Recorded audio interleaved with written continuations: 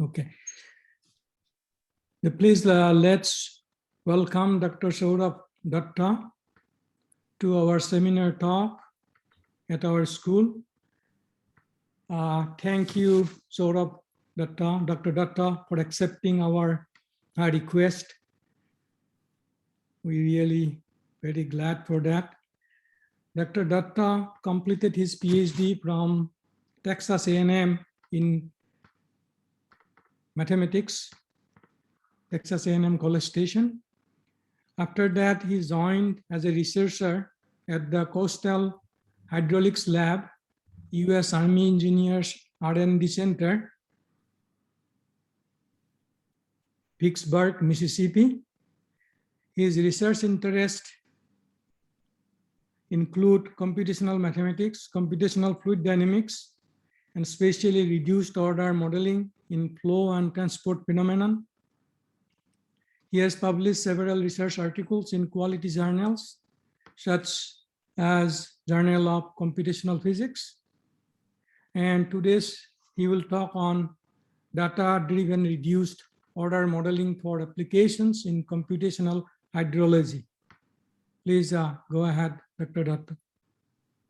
Thank you. Thank you for the introduction and for the invitation to present my work here. As Dr. Bhatta said, my name is Saurabh Datta, and I am a researcher at the Coastal and Hydraulics Lab of the Army Corps of Engineers Research and Development Center. And today's work is in collaboration with a lot of my colleagues both at URDIC, as we call it, and also Universities of Genoa and Padua. So my talk would be organized in this fashion. I'll first try to provide a very brief overview of what is URDIC, what is Engineer Research and Development Center. Then I'll try to introduce or give some sort of motivation towards model order reduction, and then talk about 2 or 3 different flavors of building these reduced order models, or ROMs as we call them. And if time permits, I would try to cover some of our very recent and current ongoing works, which involve simulation of vessel dynamics and building reduced order models for that. So firstly, what is URDIC? What is the Engineer Research and Development Center? So back in 1927, there was a really massive flood on the Mississippi River. You can see here in the top left the picture of the Mississippi Valley during that time. And these are the tents where the displaced had to take shelter momentarily in Vicksburg, the town of Vicksburg, which is on the bank of the Mississippi River in the state of Mississippi, but also due to its topography, it's at a higher altitude, so it wasn't as badly affected by the flood. And due to this flood in 1928, the US Congress, they enacted a Flood Control Act, because of which in 1929, the first federal hydraulic research facility was built in Vicksburg on the bank of the Mississippi. And it's one of its first mission was to work with the Mississippi River Commission to build, to construct and implement a flood control plan for the lower Mississippi Valley. And starting from that humble beginning, in 1998, finally the Engineer Research and Development Center came about from that same research institute, which now encompasses 7 different labs under the Corps of Engineers. 4 of these labs, including my lab, Coastal and Hydraulics Lab, is located in Vicksburg, and 3 of them are elsewhere in the United States, in the northwest part, in the northeast part, I'm sorry. We have about 2,500 employees. 55% of them are engineers and scientists. So it's a very applied R&D type research lab under the DoD, Department of Defense. And most of our work, even though we're part of the DoD and the Army, a majority and an overwhelming majority of our work is towards helping the civil works mission of the Army, which means helping with flood control planning, helping with the damage reduction caused by floods and storm surges, maintaining the navigability of channels, ice hydraulics and engineering. There is a lot of work in trying to contain the contamination of protected environments, both by chemical species as well as invasive animal species like carp. There is also a little bit of work towards military applications, which mainly are in the domain of force protection. So, for instance, trying to help the military find buried and hidden threats, and this can be done by, let's say, using aerial imagery and using automated target recognition algorithms on those images to find out the buried threats. There is a lot of work in the operational support side as well, where we are trying to extend support to various other federal agencies like FEMA, like water districts, and so on. And these can be, as is shown in the figures, like work involving characterization of different flow environments or using remote sensing methods. We offer a lot of logistical support during humanitarian assistance required after flooding events or cyclones and hurricanes. And then on top of it, we also do a lot of flood inundation mapping, which is required by FEMA in general for support and building infrastructure. So because of all of this, ERDC is positioned uniquely in the sense that we are not only exposed to a wide set of interesting and challenging problems, but we have the computational resources, the high performance computing resources, and in-house built computational models to deal with most of these problems, as well as we have very large, both large and small scale experimental facilities like the one that's shown here. This is a physical model of the LA Harbor, a scaled physical model of the LA Harbor, which have been used to do experiments, and then using the data, we can make engineering design studies. And now that we have all these resources, the reason why we have these is because the problems that we face, the problems that we have to encounter and address, they have very, very extreme modeling challenges. So we are required to make a map for the entire Mississippi River Basin, which is 9.3 million acres. And at 100-meter resolution, this would be hundreds of thousands of degrees of freedom, computationally speaking. So that's a very massive challenge. But on top of it, we have flood control structures along the river, which means for engineering design and analysis of those structures, we have to have very minute detailed resolution for capturing the proper physics of the flow. And this would mean even further complicated multi-scale, multi-physics type problems that we have to deal with. So, which means we need very, very capable, high fidelity computational models to do this work. And obviously, due to the scale of the problem, these models can be very slow. It can take weeks, months to run on supercomputers, which is completely unacceptable. It's a computational barrier if you want to do some kind of engineering design and analysis study. So you want to design a structure, you cannot wait for one simulation to run for 7 weeks, because we need to rerun the simulation for several different values of a parameter. So what do we do in these cases? This is where reduced order modeling comes in. The idea here, the simplest possible way to describe the idea is, if you have a problem that's governed by some sort of PDE, and you had a PDE solver that can solve this equation. So what you want the solver to do is, for different values of parameter, if it's a parametric problem, or for different instances of time, you want to evaluate the solution using the solver. And this can be computationally very expensive, as I was talking before. So the idea of reduced order modeling is to create a surrogate model that can replace this PDE solver to evaluate the solution at new values of parameter or time, but at a much reduced computational cost. And as you can already imagine, that this has benefits in all these kinds of engineering studies where you're doing design optimization and solving inverse problems, doing model predictive control, or doing uncertainty quantification of different design models. So in all of these cases, having a very fast and accurate reduced order model is very, very beneficial. So let's look a little bit deeper into the mathematics behind it. So for now, let's say we are only restricting ourselves to a transient time-dependent problem, and the parametric dependence is kind of implicit. So we have this generic problem. It's a time-dependent PDE. The calligraphic L here represents linear terms in the equation, and the calligraphic F would represent the nonlinear terms, which depend on the state variable U. And we have to solve this PDE for different configurations of time, so for different time discretizations, essentially. So we can use our favorite numerical method, finite elements, finite difference, finite volume, whatever you choose, spectral methods. And this would give rise to this discretized or semi-discretized system of equations where the vector u is a realization of the system state, and the dimension of u can be, which is equal to capital N, can be very, very large. As I was saying, hundreds of thousands of degrees of freedom. So this N is very large.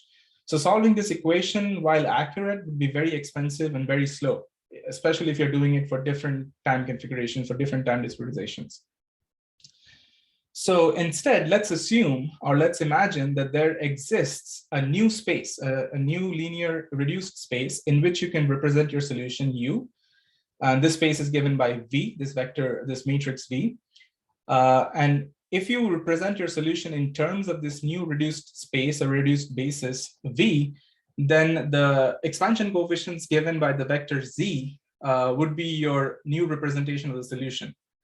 And for instance, the easiest example would be when V is the identity matrix, but that's not very exciting. But what we do want to have, what we do want to enforce or impose on V is that V is a tall and skinny matrix, which means that V has the dimension, the number of rows would be same as the computational degrees of freedom, capital N, but the number of columns would be small k, which is something very much smaller than N. So we can represent the original solution in terms of a vector which has only dimension k, which is much smaller. And this is kind of a graphic representing the same idea, is that if you have the solution manifold given by M, then we're trying to represent the solution P at any time, at any point in the solution manifold by some sort of a linear space. In this case, this is the tangent space, which is the best approximation, but we can find out other ways to construct that linear space. And so now if we have this representation given by the reduced basis V, then what we can do is use the Galerkin projection on the original system of equations, on the original discretized equations, and come up with this new system of equations in the variable Z instead of U. But notice that all the coefficients that we had before, M, L, these are now these new transformed coefficients, which are no longer n by n sparse matrices, but these are k by k matrices. So these are much smaller matrices. They do not depend on the time, so they can be pre-computed. And the variable z itself is only of dimension k. So from an n-dimensional system of equations, we have now toned it down to k equations. So solving this system, especially if this term here is absent, if there are no nonlinear terms, solving this system is very easy, very well understood and studied, and it's really works really well. But as I said, once we have nonlinear terms in the equation, then even though the nonlinear coefficient itself is of the order k, but the term itself has to be evaluated at the same order of magnitude as the original full-sized, full-order computational mesh.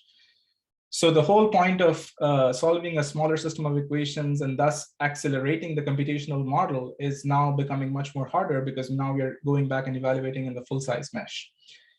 On top of it, in order to do this Galerkin projection, we need to be able, we need to access the system operators M and L. So for instance, if it's finite element, you need to have access to the stiffness matrices and the mass matrices and so on. This may not be true if you're working with, let's say, a commercial software or a classified software or any such thing where it's a black box solver, you don't have access to the system operators. So what do you do then? This is the regime where non-intrusive model order reduction resides. So if you have a black box solver without access to system operators, and if you want to avoid doing Galerkin projection, then one approach could be that you still use some sort of a reduced basis to represent your original system snapshots. But now, instead of using Galerkin projection to find the coefficients or the expansion coefficients in terms of that basis, you can represent that, or you can approximate that using some kind of function approximation method. And for instance, we have used radial basis function interpolation as one method of doing this. There are other ways to do this as well, but you have to just keep in mind that it has to be a method that's scalable to multiple high-dimensional problems. Now let's look a little bit in detail into this. What can be one way to construct this reduced basis here? one very popular way, very well understood way is proper orthogonal decomposition, or POD. And in this, what we are doing essentially is we are using the black box solver to generate snapshots of our system. In this case, it's over time. So each of these vectors V, these are system state variables. So like, let's say velocity or pressure. So they have dimension of the same as the degrees of freedom, capital N. And you have N sub S number of these vectors because those are the time snapshots you have. So you have NS time snapshots. So you can, we call this the snapshot matrix. You can compute a singular value decomposition of this snapshot matrix, and this you get this out of that singular value decomposition, where U and W are orthogonal matrices, which means their columns are orthonormal vectors, and they can thus be used as a basis. The columns of U can now be used as a basis for the column space of the snapshot matrix S. On top of it, the matrix sigma here is a diagonal matrix of the singular values of the system of the snapshot matrix. And these singular values are arranged in the decreasing order, which means that the columns of U are somehow arranged hierarchically. So the first column is more important than the second, relatively more important than the second. The second is relatively more important than the third, and so on. So that means, in a sense, if we just use the first K columns of the basis matrix U, then we can find a truncated representation of our solution space S using just K vectors or K basis elements. And there is a beautiful theorem by Eckhart and Young, which says that if we do that, if we use a truncated representation with only some arbitrary number of vectors K, then this representation of the solution is the most optimal or the best representation by a rank K basis, by a rank K system. And you can also have error metrics, which are error bounds for these representation. But in the L2 sense, in the Frobenius norm or in the L2 norm, this would be the best rank K approximation of our snapshot matrix. Which means it's a linear reduced space, but that's the best we can do in a linear reduced space. So this is great. And that's why this method is really loved and really well popular in the reduced order modeling community. So now, as I was saying, we have used radial basis functions. So we are trying to combine the POD basis and radial basis functions to come up with a reduced order model and not have to do Galerkin projection. So again, the idea is we have this discretized version of our high fidelity model. We solve this and generate system snapshots. And here I have subtracted the time average from every snapshot. It's just a technical trick, but it's not that important for the theory. Now, once we have the snapshots, the normalized snapshots, we can perform an SVD. We can find the basis, and we can find a representation of the solution in the basis. The next step is the one where we're trying to implement RBFs. Instead of using Galerkin projection, or without using Galerkin projection, how can we find this system of equations in the variable z? Which means you have a dz dt equals some function f, which we don't know without Galerkin projection. So because we don't know it, we can use radial basis approximation or function approximation to approximate this function. And if we can do that, then we now have a system of equations in Z. We can solve that in time and then recover our original full order solutions using the same basis vector that we generated with POD. So that's the idea. A quick aside, I'm pretty sure everybody is familiar with it, but radial basis function interpolation is essentially, okay, this animation seems to be not working, but anyway, the radial basis function interpolation is if you have scattered data, x1, x2, and for each x1, x2, you have function values f1, f2, fn.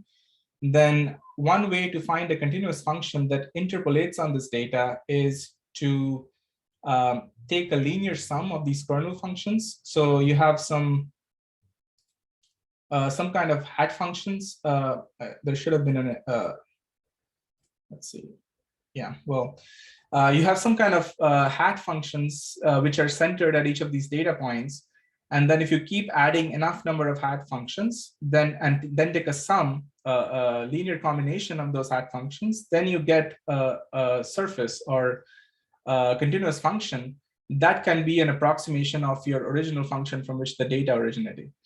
And the way to make sure of that is you enforce that this new approximate function is equal to the data values at the given data points. So that's the main idea behind radial basis function interpolation. And in our case, we can use it easily by incorporating it into that ODE equation that I showed before, dz dt equals f. So I've just written it down in terms of I've chosen a particular time discretization, a first order discretization, and then I've expanded it. So now you have Zn plus 1 equals Zn plus delta t times f.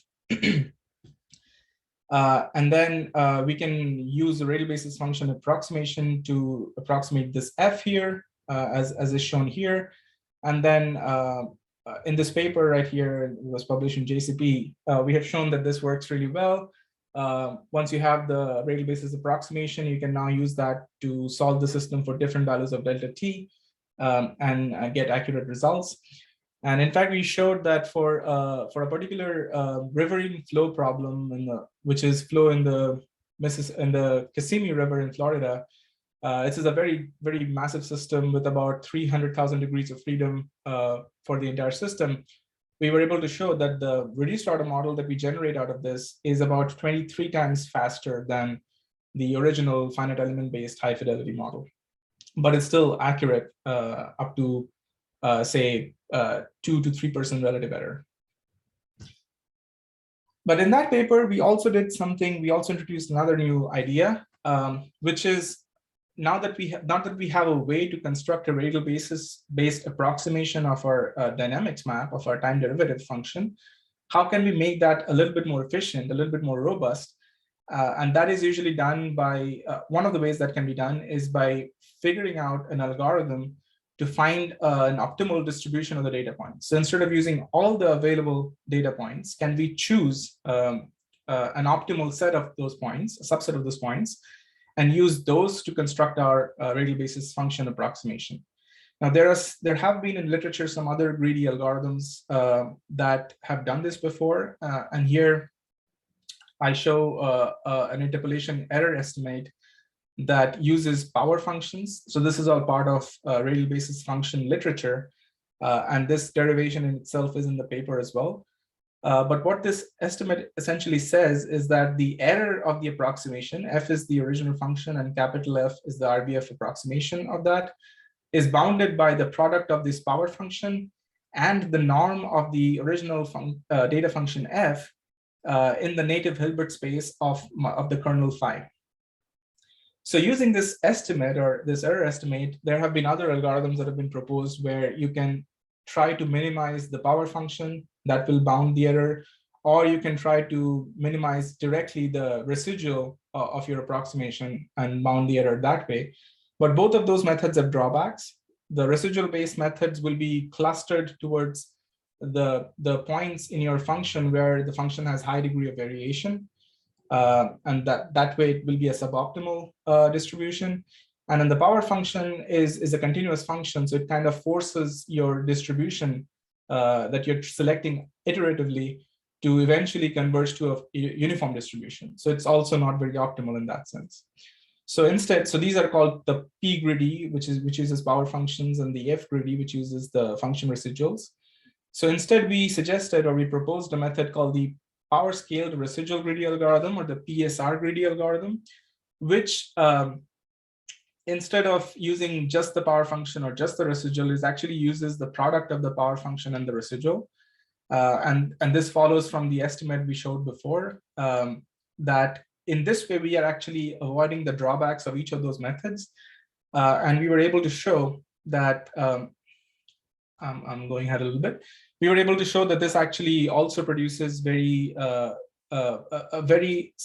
almost near optimal set of collection of points on which we can perform our RBF interpolation. And this consequentially actually helps us to build a better reduced order model.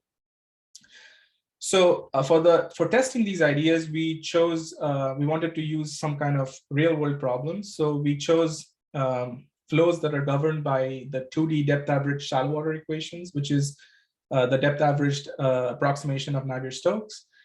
And for solving these, we have an in-house developed code or solver, which we call the adaptive hydraulics. This is based on continuous caloric and finite element methods, and it has SUPG stabilizations in it, inbuilt in it. It's also fully adaptive in space and time. So it has a lot of other features too, but it's very, it has been used as a workhorse for a lot of coastal and riverine and all these kinds of flows where the shallow water approximation is valid. So we use that as our high fidelity model. And the two problems that we looked at were, as shown here, one is tide-driven flow in the San Diego Bay. This is in California, and this is driven by tidal flow data, which is obtained from NOAA. The computational model has about 6,000 degrees of freedom per variable. So we have three variables: depth, x velocity, and y velocity. So about 18,000 degrees of freedom. We simulate for 50 hours of flow. So that would be 2 days worth of flow roughly, and which can include different tide cycles. The original data that we used to build our reduced order model uses a time step of 100 seconds. But then once we train the model, we test it with a finer time step as well. And the other problem is riverine flow, which is in the Red River in southern Louisiana. The interesting thing about this model is it has these, the bends of the river, which is incorporated in this particular section, are such that when during certain conditions of discharge, it can create some helical flow structures. And that's in a sense a 3D flow feature, which we are trying to approximate using a 2D depth averaged model. So it's a challenging problem in that sense. And it's also interesting to see if reduced order models that are based on these depth averaged approximations can actually capture those features.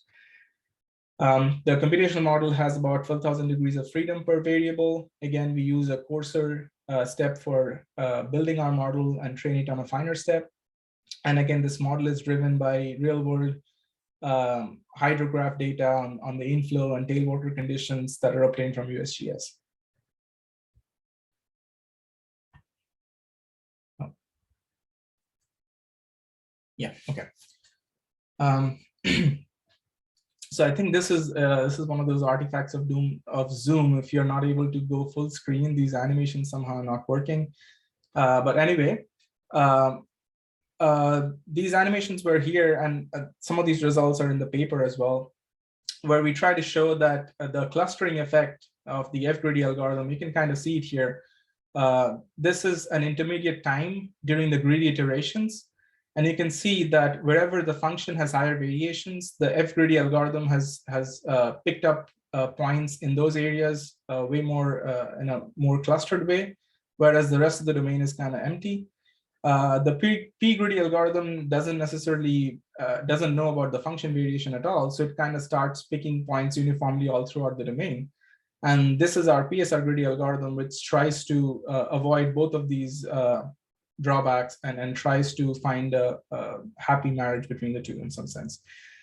And as a result, once we construct reduced order models, after having selected an optimal set of centers given by each of these algorithms, we were able to show that the root mean square errors of the predictions obtained by these models are also better for the PSR greedy algorithm, which is as shown here. This is for the depth approximation. This is for the x velocity. You can see during the initial part of the flow, the approximations are more or less all on the same order of magnitude. But then towards the end, the others start diverging, but whereas the PSR greedy algorithm, which is in magenta, kind of still holds course and is still more accurate. So that was our very first model or very first work into the area of non-intrusive reduced order models using proper orthogonal decomposition and Radial basis functions. But right now, let's take a step back and try to imagine what this whole construction looks like. So in a sense, any data-driven or non-intrusive model order reduction framework follows this kind of a development pattern, which is we have a black box solver or a solver which we treat as a black box solver, and it generates these high fidelity system snapshots given by VO to VM. Now we are using some sort of reduced basis method to generate a lower order representation of our solution snapshots given by Z0 to ZM. And this can be done by POD. I'm soon going to talk about these nonlinear methods, which are based in deep learning or machine learning techniques. But now, once we have this lower order representation in the reduced space, we can use different methods to learn the dynamics of the system. I just talked about radial basis function approximation. You can use a Bayesian framework called Gaussian process regression, or the next topic I'm going to cover is neural ordinary differential equations, which is another machine learning based technique to learn the dynamics of a time series model. And once we know the dynamics, we can make predictions of the reduced order system in time. And then depending on what was the basis generation strategy we used, we can either use transposed POD bases, or we can use a decoder to recover the solutions in the full order space and see how good those approximations are. So that's the general strategy of this whole process. So as I said, I was going to introduce or talk about machine learning based models now. So all of that boils down to the use of artificial neural networks. I'm pretty sure everybody has heard about these days. These are quite the rage in town. So it all goes down to, or all can be traced back to the universal function approximation theorem by Chaibenko in 1989, in which he said or proved that if you take finite sums of certain continuous non-polynomial functions, he used sigmoidal functions, but there are other versions of this theorem which have come up later on, where other functions can be used. And you take finite sums of these functions, then they can be used to arbitrarily or to approximate any continuous function up to arbitrary accuracy.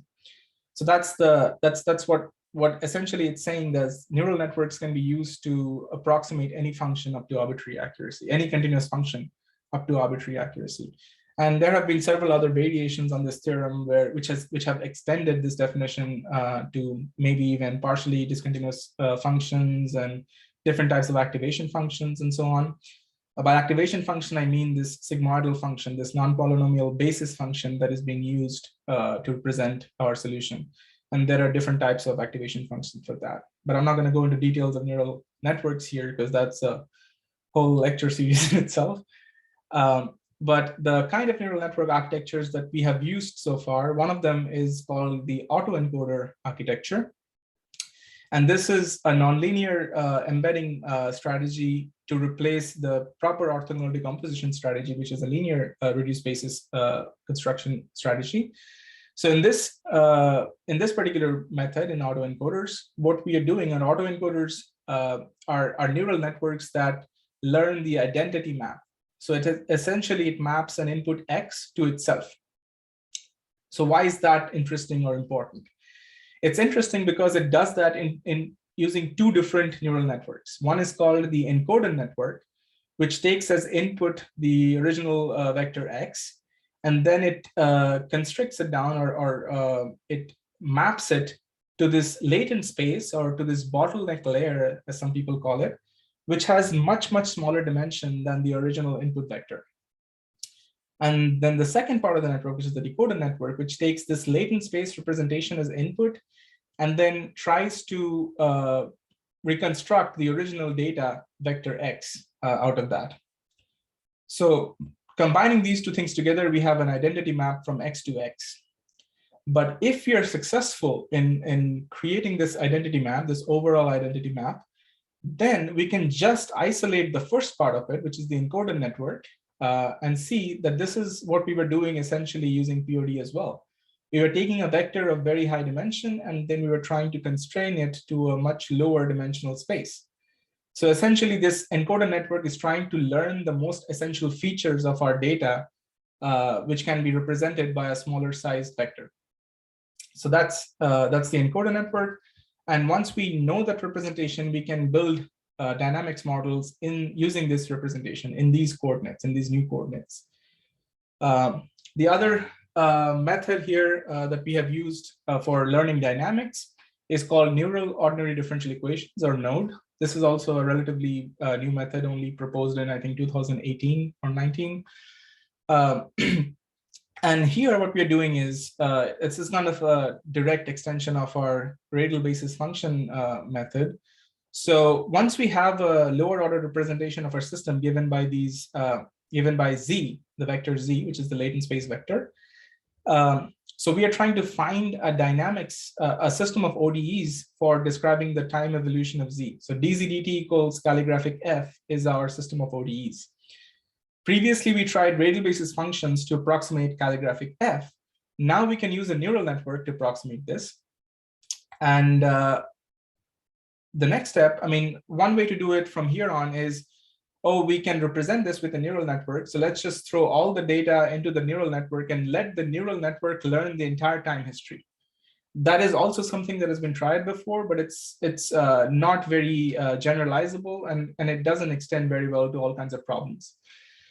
So instead, what neural ODE strategy proposes is that we can actually leverage the existing ODE solver technology that has been developed over decades of research and combine that with this neural network method. So we choose a particular ODE solver we like, and then to that solver, we supply this parameterized model, this neural network model of the time derivative function.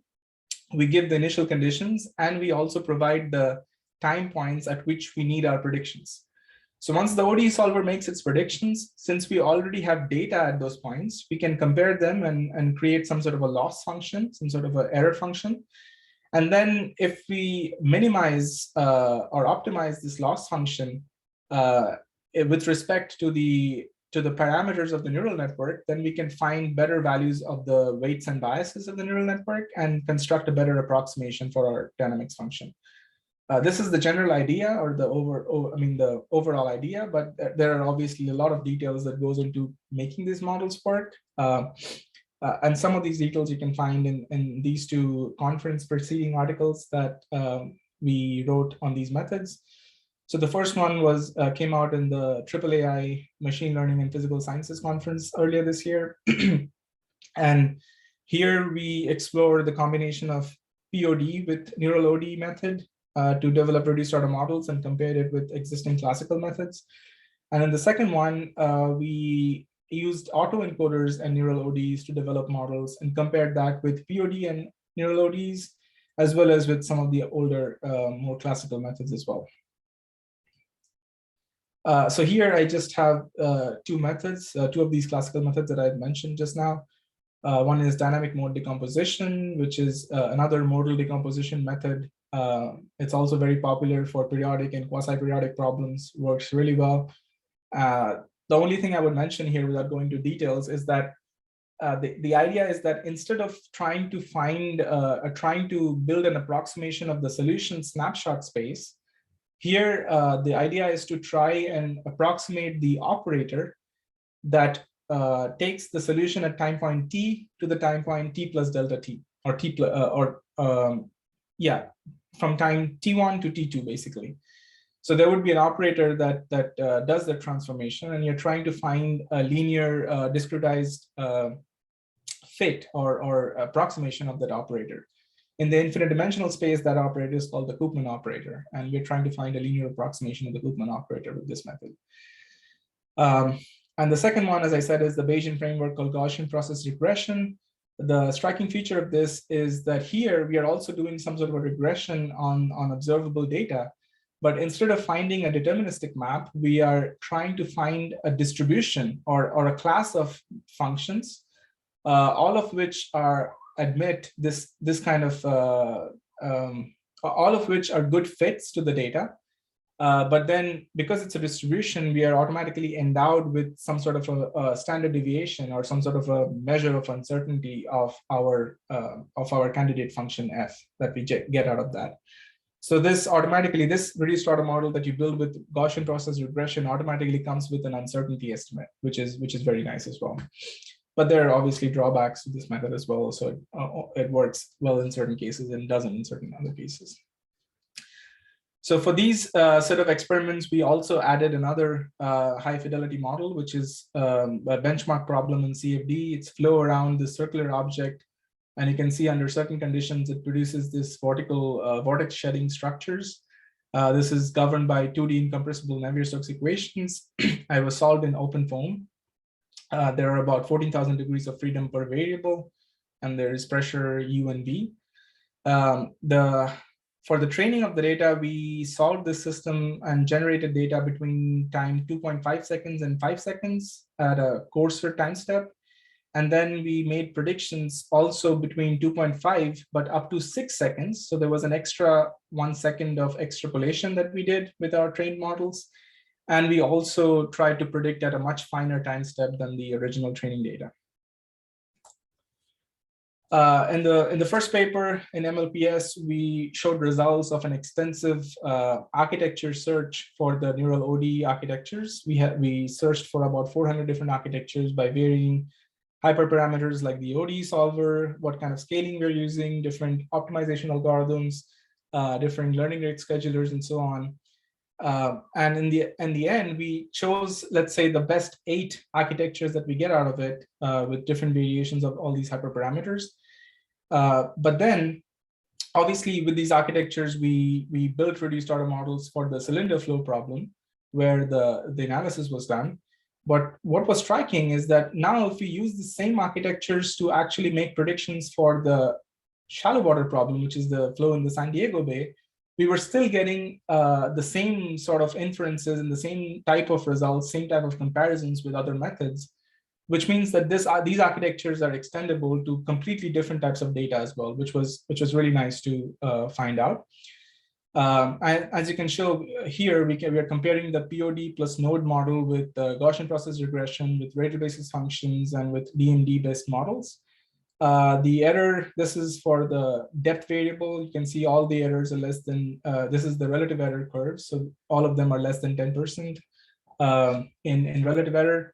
And then this is for the X velocity. Again, there is no, all of the errors remain more or less in the same order of magnitude over time. There is no divergence observed, and it's also comparable with the other models, which is great to know, because this was not designed for this kind of data at all.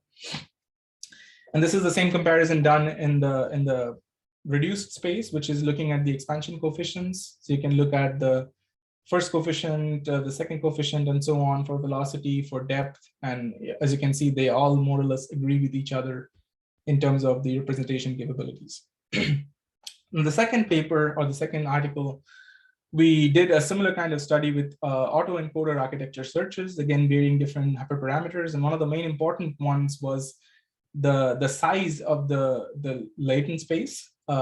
So you can see here, we have 4 different architectures where the latter 3 actually have smaller size latent spaces, only 2 vectors per variable, whereas this first one actually has 5 for pressure and 8 and 7 for X and Y velocities. And we were able to see that as you increase the number of, as you increase the size of the latent space for each variable, this AE1 model, actually, you can see there are more higher order features in the representation than you can see for these other methods or the other architectures. So this means, obviously, with a higher sized basis, a bigger basis, you have more expressiveness of the neural network, which is what I understand, which we would expect. And also the optimization algorithm is now working in a whole different space, because trying to find a representation of order 2 versus a representation of order 5 is a completely different problem when you're looking at nonlinear optimization routines. And this is the first comparison using between autoencoder and node models, POD and node models, and this is DMD for the cylinder flow problem. And you can see this is the error profiles, and you can see the autoencoder and node models actually the most accurate, or even better than DMD, which is almost all. I mean, for this problem, this is kind of regarded as one of the industry standards, because this is periodic flow. It's very, very effective there. And even that is beaten by the autoencoder node model. These are the relative error comparisons between POD node and autoencoder and node models. So we used two different node architectures for these comparisons. And then the lower, the bottom row is between two different DMD models and POD node and autoencoder node models. So as you were seeing in the previous error profile plot, you can see the DMD models given here in blue and cyan, in cyan and pink colors actually have higher relative errors than both the POD node and the autoencoder node models. This is for pressure and this is for X velocity. So this is really impressive, which means that they are actually understanding the features of the data. The POD and the autoencoder models, the neural OD and the autoencoder models are understanding the features of the data very, very effectively. The same was also observed with the shallow water problem with San Diego Bay. This is autoencoder node, POD node, DMD, and RBF. You can actually see the RBF model because it's a time discretization based model. So obviously you have errors that accumulate over time, and the approximation becomes less and less accurate as you keep on running for long periods of time. But that is not observed in the POD node or the autoencoder node model at all, even though the POD node and the RBF, they both have the same reduced spaces, the same POD reduced spaces. So that was another striking observation from these studies. And this is just a plot, like a particular time point of the different solutions obtained by the different models, the San Diego Bay, and these are the corresponding error profiles. It might actually not be visible to everybody, the numbers here, but the errors, the relative errors obtained by the AE node and the POD node models were very close to the minimum errors among all these models. And now, very quickly, I would try to, before wrapping up, try to mention one of the most recent and current projects that we have started working on. This is trying to build reduced order models for ship simulation. And the reason we do this is because CHL has this ship simulator, excuse me, which is, as you can see these pictures here, it's basically a virtual environment which can be used for, especially for like pilot training in a no risk situation. So pilots who are supposed to drive certain types of vessels in certain navigation channels or in ports or in harbors or in open sea, they can come and try and virtually, experience driving these vessels. And it's able to capture the hydrodynamic flow fields that are in those environments. It'll give you a feeling of the bathymetry. If there are if you're driving in shallow environments, shallow waters or deeper waters. So that's the purpose of this model. So it's a very reliable, flexible, and cost-effective way to evaluate these different kinds of ship simulation exercises and navigation environments. But what that means that in order to be effective in that purpose, we need to have several different physical processes that are modeled very accurately, and that they can the nonlinear interactions between these processes are modeled accurately, and the coupling is also done properly. So, for instance, if we are trying to simulate a vessel moving through some sort of a river, then we need to be able to account for the response of the vessel on the flow field of the river. This animation is actually 30 minutes duration of what happens in the Houston ship channel. There are these navigation channels you can see, and the different ships are coming and going in at different times. So this is something that we can simulate with our high fidelity model, but eventually we'd like to have a reduced order model for this purpose as well. So there are many aspects of this project that we will get eventually to, but for now, what we are interested in is just this. This is our starting point, where we want to find a reduced order model where if we are given an initial hydrodynamic flow field and we are provided the trajectory of a ship through that flow field, then can we predict the changes in the hydrodynamic flow field based on the motion of the ship. So the effect of the ship on the flow can be captured that in a reduced order model. And these are the specifications of the high fidelity model that we're using for this. You can see we have an unstructured grid, which is adaptive, I mean, it has a finer resolution near the ship channel and a coarser, progressively coarser as we go outward. The main challenges of this model is it's very heavily transport dominated or advection dominated, because there's this one vessel that's going through the domain. The mesh is adaptive and unstructured, which is another challenge. That these are some typical challenges that are faced in reduced order modeling as well. So with this model problem, we decided to start using autoencoders for it. So we have, and this is all some sort of an illustration of an idea or an understanding expectation that we have from this methods. So we have built two different architectures. One is an autoencoder, so it maps the true snapshot to itself. So if this is the snapshot, I want the autoencoder to give me this as the prediction. And then there is the shifted supervised encoder, which maps the true snapshot to a shifted snapshot. So this is the true snapshot. I want this model to give me this as my output, where what I'm doing is I'm trying to isolate or eliminate the transport part or the transport component of my data. So in this particular paradigm, the ship never moves. It's always stationary and static at the center of the domain. The only thing that's changing is the wake structure behind the ship. So when it's starting off, it has a smaller wake. So the wake will be just extended a little bit. And then as time goes on, this wake keeps on moving and increasing. So if we can manufacture this data and use that to train our these two autoencoder models, then what do we gain out of that? So let's see.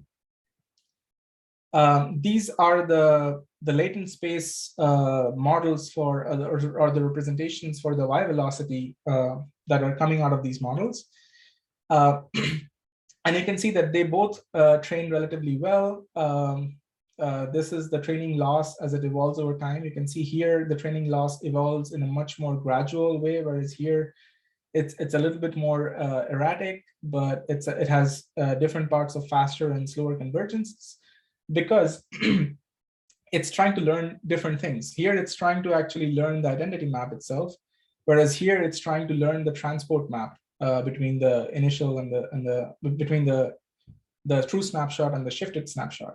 So here the variation in the latent mode is very uniform throughout the time period. Whereas here you can see that, as I said, initially the wake of the ship varies much more. I mean, there is more significant variation in the wake structure behind the ship, versus once it reaches a certain point in the domain, after that the wake kind of becomes the same for the shifted snapshot. So these variations are much more smoother, much less pronounced than the initial part of the domain. So this is all very physically intuitive things that we expect to see that are being captured by these networks. But then the reason why we're doing this is now we want to train a dynamics model. And in this case, we used a neural network model called long short-term memory networks. But we could have as well used any other method here as well, but this was just for exploration purposes. So we wanted to train a dynamics model based on this original, based on both of these designs. So train a LSTM model on this auto-encoded representation, and again train a different LSTM model for this shifted supervised encoded representation. So what did we notice there?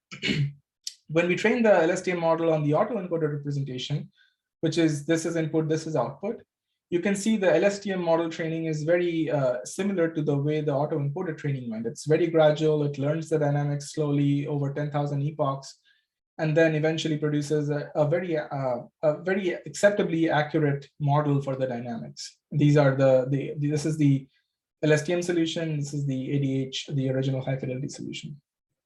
But now if we train with an LSTM model on the shifted supervised encoder, and this is the representation where we have removed the transport part from our system.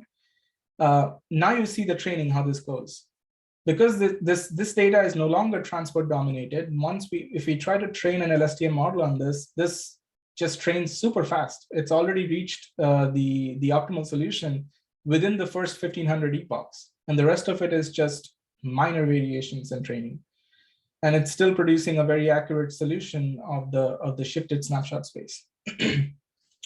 So this is what we are trying to notice, and this is also a feature of auto-encoder networks. Why did we go into using a different method than POD, which is not initially POD, I said, is a very popular method, is a linear basis construction method. But from there, we shifted to something called autoencoder, which is a nonlinear, non-interpretable machine learning method. The reason behind that is that for these kinds of problems, which are advection dominated or transport dominated, POD method is not very good because it doesn't, the data doesn't admit a very efficient compression using a linear method, using a linear basis.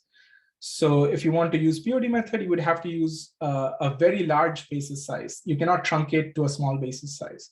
But with autoencoders, because it's a nonlinear basis, you can still do a very good compression using a small number of basis vectors.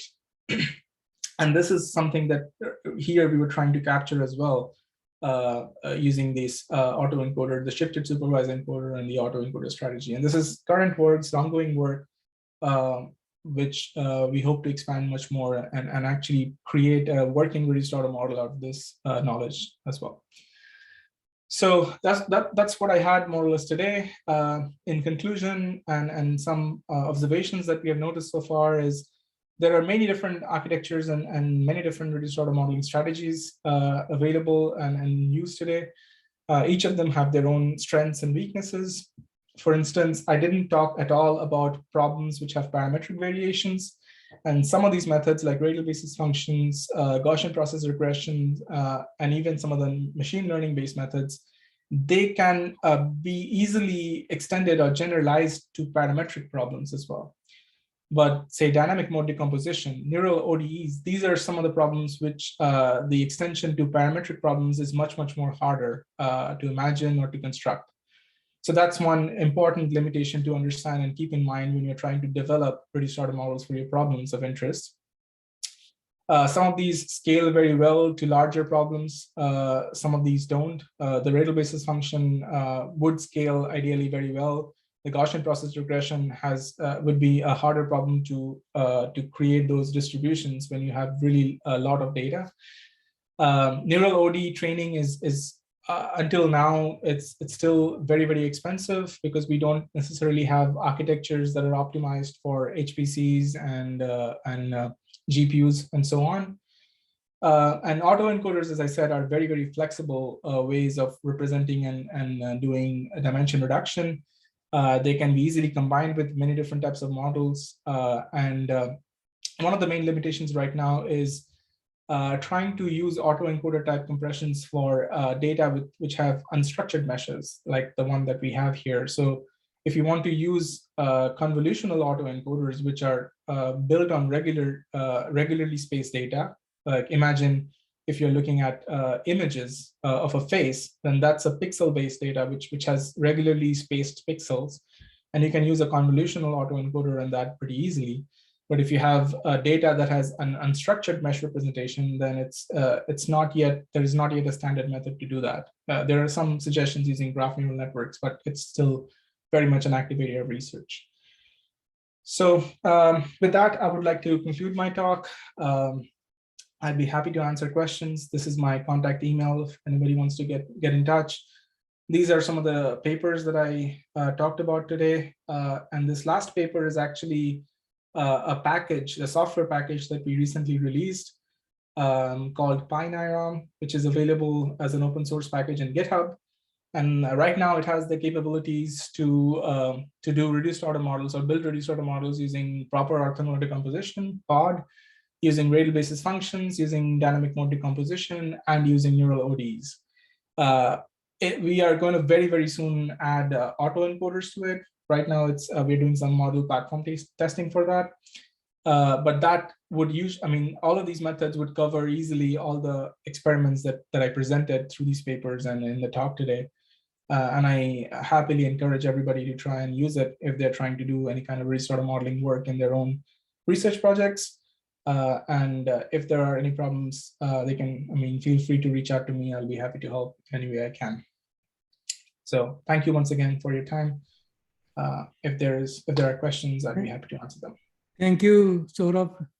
Is any question from any audience? Hi, Dr. Datta. This is Zhijun Qiao. Very nice talk. I just typed one question there. I'm sorry I missed the first part of your talk.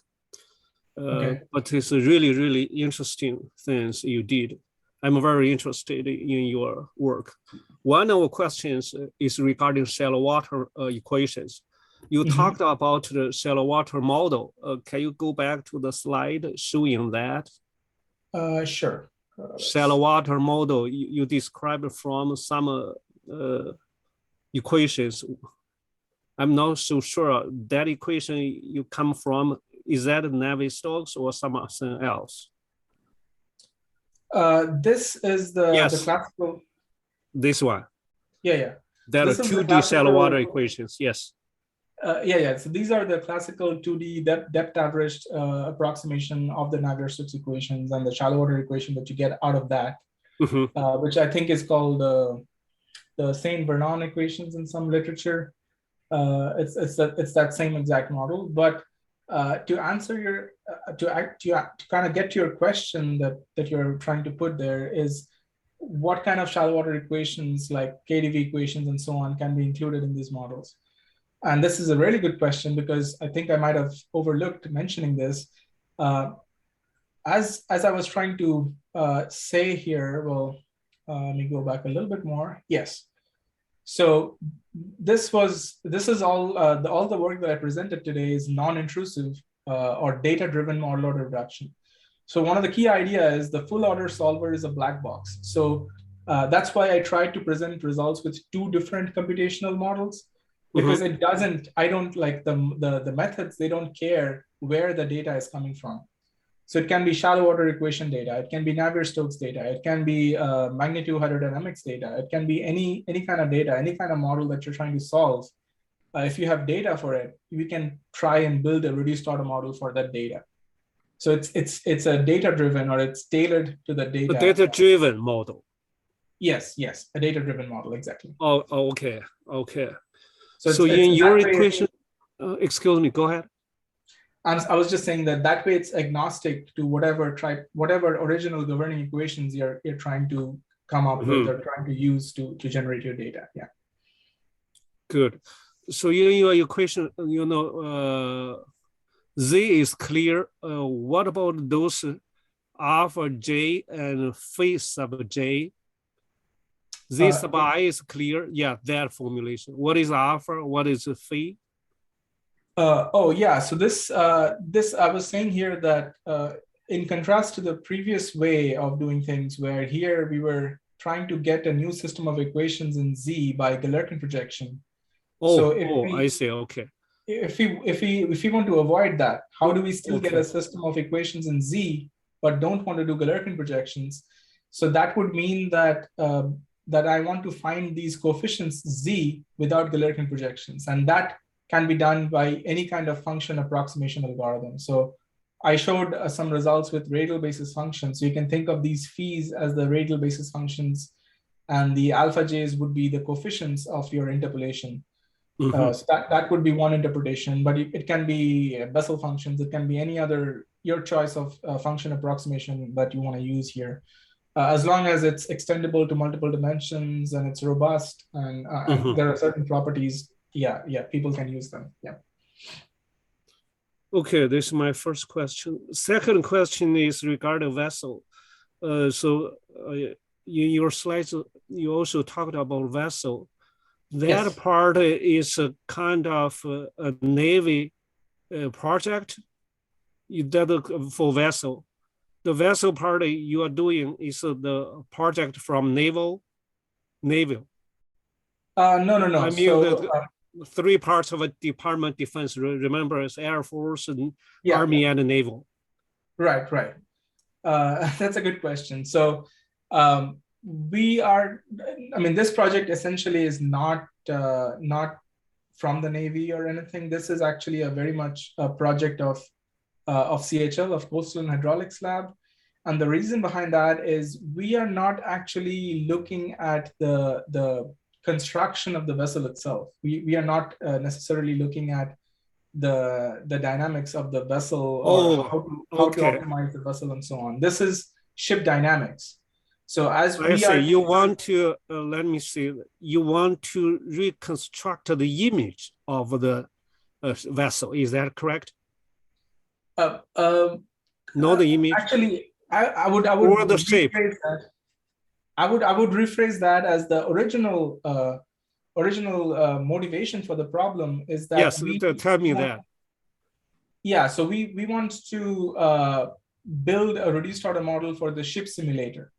So we have something called a ship simulator in our Coastal and Hydraulics Lab, which, as you can see in these figures, it's basically a virtual environment where a pilot, some kind of commercial barge or some kind of other vessel, even military vessels actually, if they want to make landing in certain littoral zones, or if they are wanting to drive certain sort of navigation channels and which have not been driven before, and they want to test it out in some kind of controlled environment, which has already been pre-fitted with the kind of hydrodynamic conditions that particular environment is going to have, then they can go and train themselves on that. And that way they can be more prepared when they actually go and do the exercise in real life.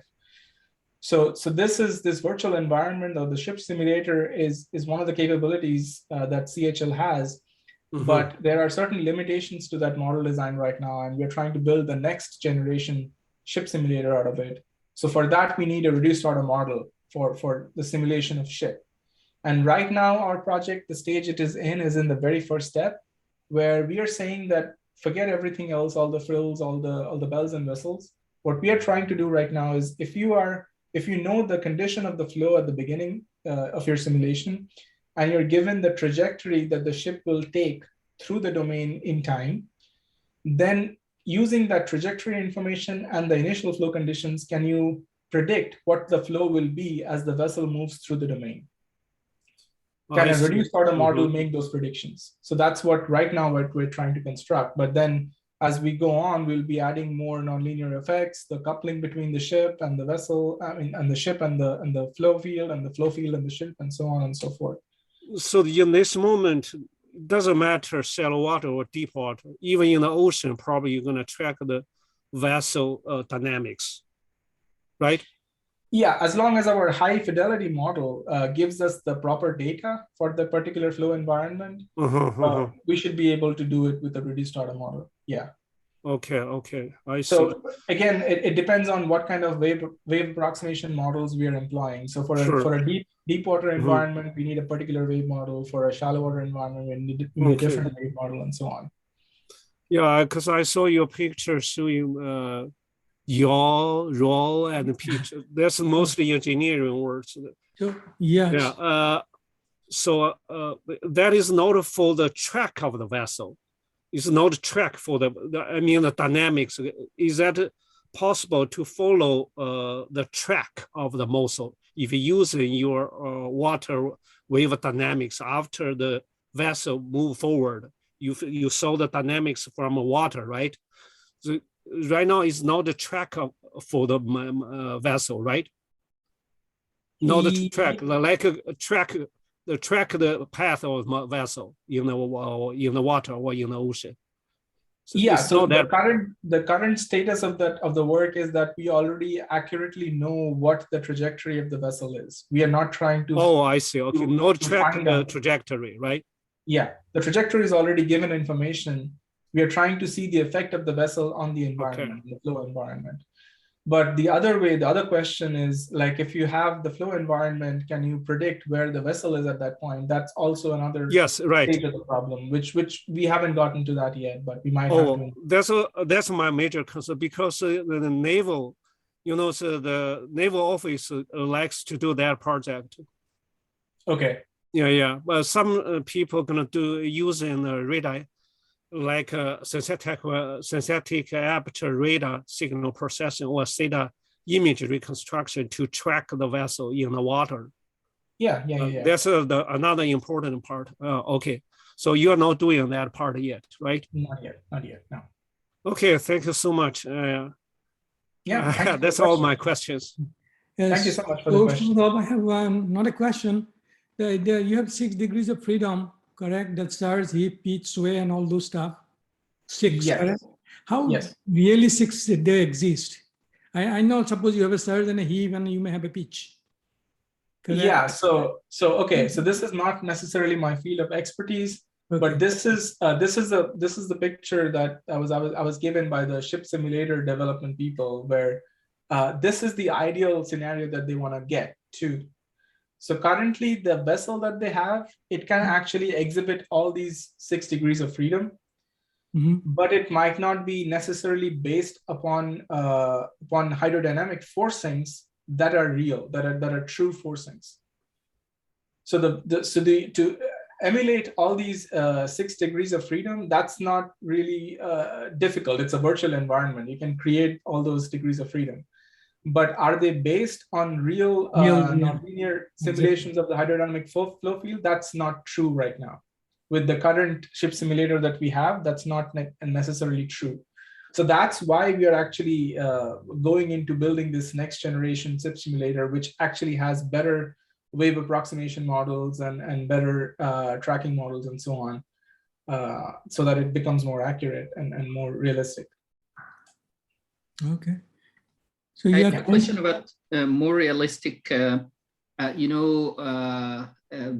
are gonna be influenced by climatic conditions that might not be measured accurately.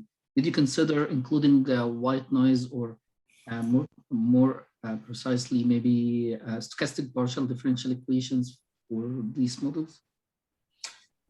We haven't worked with any stochastic partial differential equations, but there have been reduced order models that other people in our reduced order modeling community, they have worked with. They've developed reduced order models for stochastic differential equations as well, and that's very much an active area of research as well.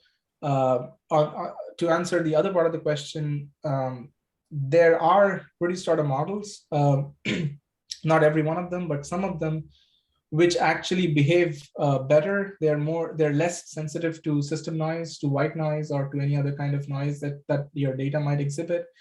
And there are some others which are not. For instance, if you're doing the Gaussian process regression model, because it's already a stochastic model, it's already a probabilistic model, you can actually, if you have domain knowledge of the kind of data, measurement noise, or anything that's present in your data, you can specify that while you're trying to build your model, and that will give you a better understanding. The model would already be endowed with that physical knowledge. So yeah, there are certain things you can do. And this again goes back to my point, where you have all these different models with different strengths and weaknesses. And you would need those intuitions of all these different models to say or to know that, okay, my particular problem has these features. And this one reduced order model would be the best fit because it handles those features the most efficient way. And then you can go and choose that particular model to create your models. Yeah. Thank you. That's a great question. Okay, so let me stop the recording then.